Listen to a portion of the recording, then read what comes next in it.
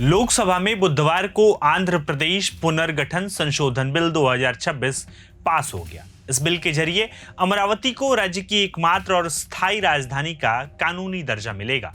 गृह राज्य मंत्री नित्यानंद राय ने यह बिल पेश किया। इस पर 1 घंटे से ज्यादा बहस हुई, जिसके बाद इसे वॉइस वोट से मंजूरी दे दी गई। इसके अलावा एक और बिल सदन में बहस का मुद्दा बन गया। नमस्ते, मैं हूं निशांत।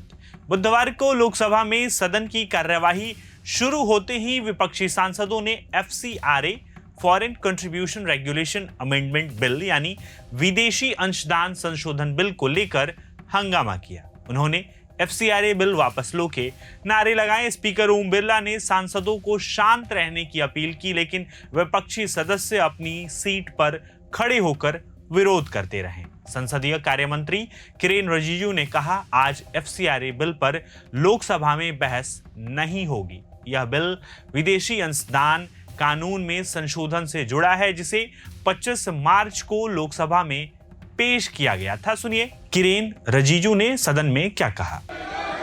मेरे ख्याल से गलत फहमी में ये हंगामा कर रहे हैं। जैसे स्पीकर साहब ने कहा, 1 मिनट सुन लीजिए। ये FCRA अमेंडमेंट बिल पहले इंट्रोड्यूस हुआ था, इसीलिए आज सूची में आया है। मैंने कांग्रेस के वरिष्ठ नेताओं को कल भी बताया, आज भी बताया कि आज FCRA बिल जो लिस्टेड है वो कंसिडरेशन के लिए टेकअप नहीं किया जा रहा है। और दूसरी बात, FCRA को लेकर के गलत फहमी जो फैलाया गया है केरल में, ये ठीक बात नहीं है।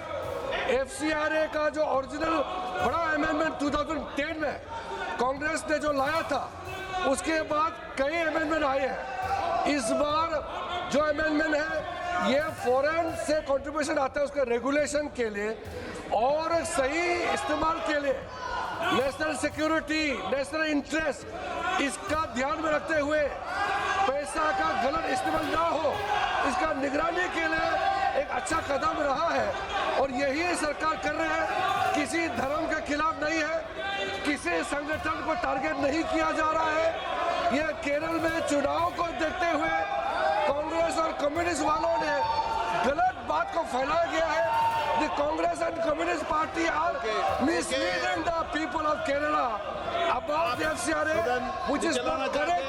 Please don't mislead the House. Please don't mislead the people of Kerala for the sake of election. Kiren Rijiju के इस बयान के बाद हाउस एडजॉर्न कर दिया गया। सुनिए मीडिया से बातचीत में लोकसभा सदस्यों ने क्या कहा। देखिए, जब से देश में भाजपा की सत्ता बनी है तो CSR फंड पे कब्जा कर लिया लोग। बिल्कुल होना ही चाहिए। फंडिंग कहाँ से होती है, क्या सोर्स है, कभी कभी नेशनल सिक्योरिटी का भी सोच रहता है इससे रिलेटेड। तो जितनी ट्रांसपेरेंसी रहे और जानकारी रहे तो अच्छा मूव है सरकार का। सर, लेकिन विपक्ष कह रहा है कि जो माइनॉरिटी इंस्टीट्यूशन है उनको टारगेट करने के लिए चल रहा है। अब विपक्ष तो जो भी आता है सब पे उनका जो लाइन है इसी तरह का रहता है। लेकिन अगर कोई NGO चल रहा है और उसकी फंडिंग देश से के बाहर से आ रही है और अगर वो फंडिंग को देखने का काम सरकार का है कि नहीं, कि सही फंडिंग आ रहा है या कोई और मोटिव से फंडिंग आ रहा है, ये तो बिल्कुल देखना चाहिए। तो नेशनल सिक्योरिटी से जुड़ा हुआ मामला। इनको एक बात बताइए, 260-70 लगभग इन्होंने पहले ही NGO को खत्म कर चुकी है। उस NGO को खत्म किया है जो यहाँ पर कोई कोई किसी गरीब वर्कर के लिए काम करती है। इनका टारगेट या तो माइनॉरिटीज पर जो काम कर रही है उसको लेकर के है, इनका टारगेट क्रिश्चियन समुदाय पर जो काम करता है या क्रिश्चियन आदिवासी गरीब पर उस पर टारगेट को लेकर के है। आप लोगों को, नेता लोगों को, पार्टी को ब्लैक मनी मिलता रहता है, उसको ओपन क्यों नहीं?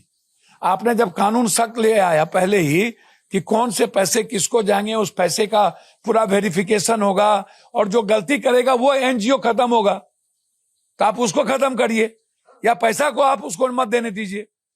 ये पूरा का पूरा जब कंट्री हमको नहीं दे रही है तो विदेश हमको दे रहा है काम करने के लिए गरीबों पर, उसको आप क्यों रोक रहे हैं?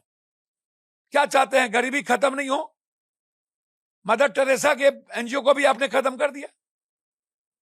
आप 260 किसके खत्म किए? और ये वापस भी लिया है केरल के डर से। 9 क्रिश्चियन को ये टिकट दी है, इसीलिए ये बदमाशी करेंगे चुनाव के बाद। ये क्रिश्चियन विरोधी हैं, सिर्फ मुस्लिम विरोधी नहीं है, सिख विरोधी नहीं है, जाट विरोधी नहीं है, मराठी विरोधी नहीं है, ये क्रिश्चियन विरोधी भी है। मैंने अभी भी बोला, 1 ही मिनट बोला कि पहले दलित, अनुसूचित जनजाति जाति की आर्थिक और राजनीतिक सुरक्षा इस बिल में लाइए। यही हमको पॉइंट लाना था, वो था ही नहीं। सारी जमीन दलित आदिवासी की छीनी जाती है। ये तो बेईमान है ये। अरे ये कोई राजनीतिक मुद्दा नहीं है। बिल तो कई इंट्रोड्यूस हुए हैं, कंसिडरेशन के लिए समय में टेकअप करते हैं सिचुएशन को देख करके।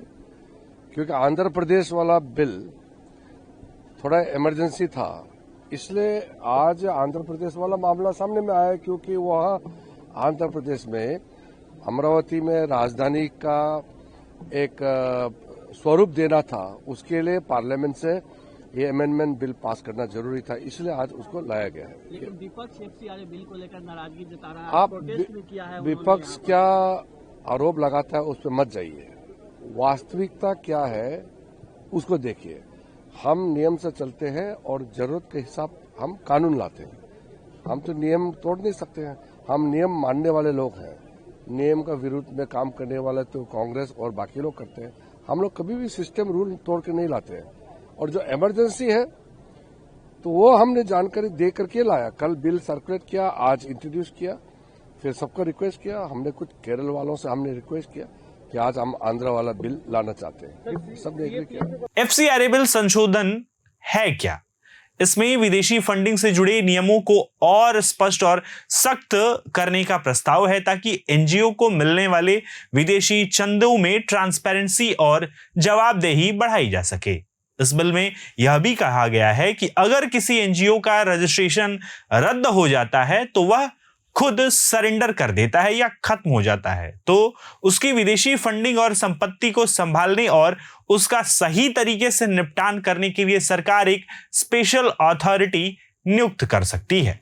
इस पूरे मामले पर आप क्या सोचते हैं, कमेंट बॉक्स में जरूर बताएं।